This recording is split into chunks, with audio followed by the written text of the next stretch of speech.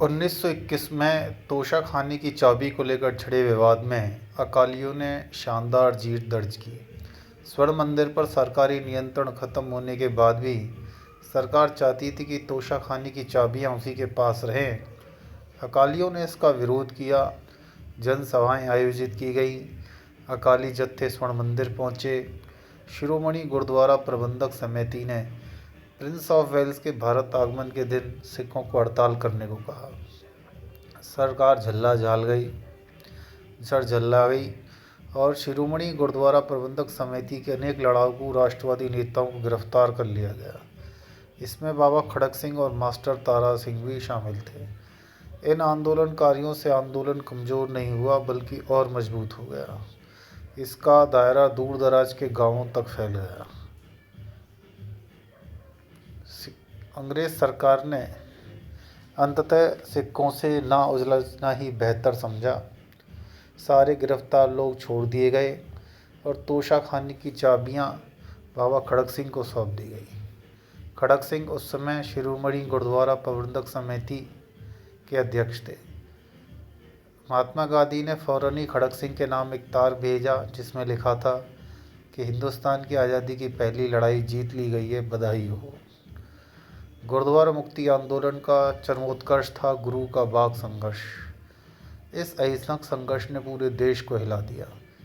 तोशा खाने की चाबियों के मामले में पराजित पंजाब प्रशासन अकालियों से खार खाए बैठा था और मौका तलाश रहा था अकालियों को सबक सिखाने का। फरवरी 1922 में असहयोग आंदोलन को वापस लिए जाने से नौकरशाही का हौसला काफ़ी बढ़ गया था। अब उसे तलाश किसी मौके की थी। अमृतसर से 20 किलोमीटर दूर एक छोटे से गांव ढोकेवाला में नौकरशाही को यह मौका मिल गया।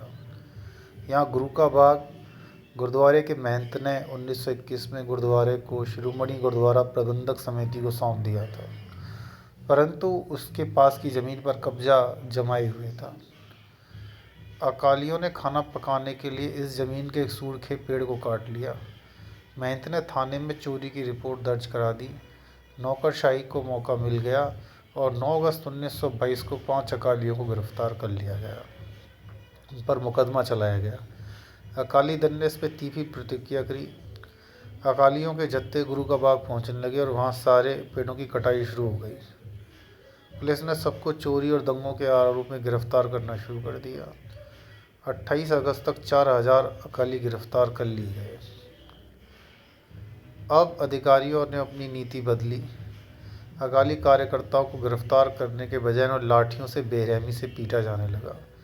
नियति अकाली ये अत्याचार सहन करते रहे। अहिंसक आंदोलन और निर्मम अत्याचार के बीच ये ऐतिहासिक संघर्ष था। अकाली तब तक खड़े रहते, मार सहते रहते जब तक वे खून से लथपथ होकर बेहोश होकर ना गिर जाते। C.F. एंड्रयूज़ ने सत्ता के इस कृत्य को अमानवीय, वैश्विक, कायरतापूर्ण और अंग्रेजों के लिए अत्यंत शर्मनाक और ब्रिटेन की नैतिक पराजय की संज्ञा दी। सत्ता की क्रूरता से समूचा देश क्षुब्ध था। तमाम राष्ट्रीय और नेता और पत्रकार गुरु का बाग पहुंचे। पूरे पंजाब में अनेक विरोधी सभाएं की गईं।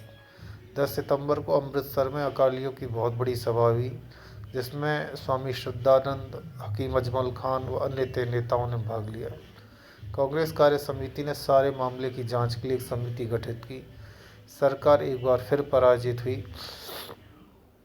अपनी झेप मिटाने के लिए उसने एक सेवानिवृत्त सरकारी अधिकारी के माध्यम से महंत से विवादास्पद ज़मीन को पट्टे पर ले लिया और फिर इसे अकालियों को दे दिया। सारे गिरफ्तार अकाली रिहा हो गए। गुरुद्वारे तो मुक्त हो गए, लेकिन सबसे बड़ा गुरुद्वारा देश अभी आज़ाद नहीं हुआ था। लड़ाकू अकाली आंदोलन के अवसर में तलाश में थे। सितंबर 1930 में अकालियों ने नाभा के महाराज का मामला उठाया जिसे सरकार ने ज़बरदस्ती बेदखल कर दिया था। मशहूर जैतू नाभा मोर्चा इसी शामिल था, लेकिन अकालियों को इस मामले में खास सफलता नहीं मिली क्योंकि ये ना तो धर्म से संबद्ध था, न ही देश की जनता को इसका समर्थन मिला। इसी बीच सरकार नरमपंथी अकालियों को पटाने में सफल हो गई। उसने सुधारवादी कानून बनाए जो 1925 में पारित हुए। इसके तहत पंजाब के सभी गुरुद्वारों का प्रबंधक सिखों की एक निर्वाचित समिति को सौंप दिया गया। इस समिति का नाम भी शिरोमणि गुरुद्वारा प्रबंधक समिति रखा गया। अकाली आंदोलन जिन मांगों के लिए छेड़ा गया था वे पूरी हो गई थीं। इस आंदोलन ने पंजाब में राजनीतिक चेतना जगाने में बहुत ही महत्वपूर्ण भूमिका निभाई। पंजाब के किसानों में राजनीतिक चेतना भरी। अकाली आंदोलन के इतिहासकार डॉक्टर मोहिंदर सिंह के शब्दों में, अकाली आंदोलन के दौरान ही सिखों का नेतृत्व ब्रिटिश समर्थक सामंती तत्वों के हाथों से निकलकर शिक्षित मध्यम वर्गीय राष्ट्रीयवादी ताकतों के हाथ में पहुंचा और शहरी तथा ग्रामीण जनता में एकता स्थापित हो सकी। इस आंदोलन की सबसे बड़ी खूबी यह थी कि धार्मिक मुद्दों के लिए छिड़े इस आंदोलन ने कभी भी सांप्रदायिकता की राह नहीं पकड़ी। एक बार फिर मोहिंदर सिंह के शब्दों में, विदेशी हुकूमत से देश को आज़ाद कराने की भावना ने ही पंजाब के सूबे के सिखों, हिंदुओं, मुसलमानों को अकाली आंदोलन के झंडे के तले एकताबद्ध किया। वैसे इस आंदोलन में छोटी मोटी खामियां भी थी जिसका असर बहुत बाद में दिखाई देता है। धर्म को बहुत ज़्यादा तवज्जो देने का एक खतरा यह भी था कि बाद में सांप्रदायिक ताकतें इसका इस्तेमाल कर सकती थीं। अकाली आंदोलन बाद में 3 धाराओं में विभक्त हो गया क्योंकि इसमें 3 तरह की राजनीतिक विचारधाराएं घर कर गई। गुरुद्वारों की मुक्ति के बाद भी इस तरह की विचारधारा की एकता का कोई कारण भी नहीं बचा था। अकाली दल की एक धारा में वे लोग आते थे जो नरमपंथी और सरकार समर्थक थे।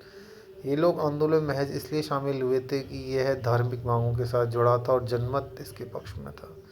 धार्मिक मांगें पूरी होने पर फिर से लोग सत्ता की वफादारी की राजनीति की तरफ लौट गए। अकाली आंदोलन की दूसरी धारा राष्ट्रवादियों की थी जो राष्ट्रीय आंदोलन में शरीक हो गए, और तीसरी धारा में वे लोग आते थे जो अकाली आंदोलन के पूरी तरह से उत्तराधिकारी तो नहीं थे, पर उन्होंने अकाली दल को बनाए रखा। इस खेमे ने अकाली आंदोलन की सफलता, उसकी लोकप्रियता को ग्रामीण क्षेत्रों में खूब बनाया। सिख सांप्रदायिकता का राजनीतिक मंच बन गया यही खेमा। इसने धर्म और राजनीति को एक में गड्ढमड्ढ किया।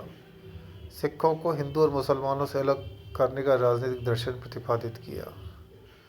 1947 से पहले अकाली दल की राजनीति राष्ट्रवादी और अंग्रेजी हुकूमत के बीच वफादारी की राजनीति के बीच झूलती रही। छुआछूत के खिलाफ 1917 तक कांग्रेस समाज सुधार के मुद्दों को उठाने से इनकार करती आई थी। इसमें भारतीय जनता में पनपी राजनीतिक एकता पर गलत असर पड़ता, लेकिन 1917 में कांग्रेस ने सामाजिक कुरीतियों के मुद्दे को ध्यानपूर्वक उठाने का निर्णय लिया, जिसके कारण पिछड़े वर्ग को हे दृष्टि से देखा जाता था, उनके साथ अन्याय किया जाता था। लोकमान्य तिलक ने भी छुआछूत जैसी कुरीति की आलोचना की, लेकिन कुरीतियों को खत्म करने के लिए कोई ठोस कार्यक्रम कभी नहीं बनाया गया। राष्ट्रीय नेताओं में गांधी जी पहले नेता थे जिन्होंने इसके खिलाफ आवाज़ उठाई। उन्होंने छुआछूत को ख़त्म करने की सबसे अधिक प्राथमिकता दी और घोषणा की कि छुआछूत के खिलाफ संघर्ष आज़ादी के संघर्ष से कम महत्वपूर्ण नहीं है। 1923 में कांग्रेस ने छुआछूत खत्म करने के लिए ठोस कदम उठाने का फैसला किया। इसके तहत मुख्य रूप से लोगों को शिक्षित करना, हिंदुओं को विभिन्न जातियों के बीच इस कुरीति के खिलाफ प्रचार करना। जिस समय राष्ट्रवादी आंदोलन ने छुआछूत के खिलाफ आंदोलन छेड़ने की चेतावनी दी, लगभग उसी समय केरल में 2 महत्वपूर्ण घटनाएं हुई थी, वाइकोम सत्याग्रह और गुरुवायूर सत्याग्रह, जिसका अध्ययन हम अगले वीडियो सीरीज में करेंगे।